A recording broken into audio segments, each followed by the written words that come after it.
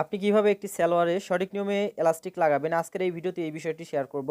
তো সবার প্রথমে দেখুন, আপনি যখন সালোয়ারটি সেলাই করবেন, সালোয়ার সেলাই করার পর আপনার এই বেলটা যতটুক থাকবে ততটুক পরিমাণ প্রথম অবস্থায় আপনি এখানে এলাস্টিকটি নিয়ে নেবেন।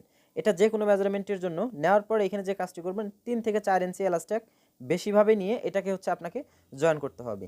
তো এই নিয়মটা জাস্ট আপনি যে কোনো মেজারমেন্টের জন্য বা যে কোনো কোমরের জন্য জাস্ট আপনি সালোয়ারটা সেলাই করার পর কোমরটা মাপ দিয়ে যতটুকু হবে তার সাথে 3 থেকে 4 ইঞ্চি যোগ দিয়ে আপনি এলাস্টিকটা বের করে নিয়ে নেবেন।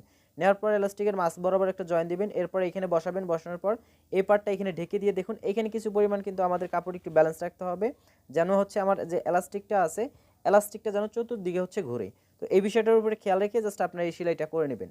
যারা আমার ফেসবুক পেজে এখনও নতুন রয়েছেন, এই ধরনের হেল্পফুল ভিডিও পেতে বা দর্জি কাজ শেখার জন্য যে সমস্ত খুঁটিনাটি বিষয়গুলো জানার প্রয়োজন হয়, তারা অবশ্যই আমার ফেসবুক পেজটি ফলো দিয়ে রাখবেন এবং পেজটি অবশ্যই লাইক দিয়ে রাখবেন এবং সেই সাথে এই ভিডিওটি অবশ্যই সবাই বেশি বেশি শেয়ার করে দিবেন।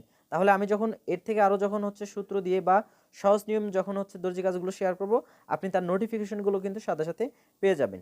তো দেখুন এখানে কিন্তু আমার একটা পার্ট কিন্তু প্রথম অবস্থায় সেলাই করা কমপ্লিট হয়ে গেছে। এখানে এক্সট্রা সুতোগুলো কেটে নিচ্ছি। এরপর মিডিল বরাবর আমি টান দিয়ে এলাস্টিক এবং কাপড় দুইটা পার্ট টান দিয়ে ধরে আমি সেলাইটা করে নেব। তো এভাবে যদি আপনি একটি সালোয়ারের এলাস্টিক যদি লাগাতে পারেন তাহলে কিন্তু একদম পারফেক্ট মেজারমেন্টের জন্য পারফেক্টভাবে এই এলাস্টিকটি লাগাতে পারবেন।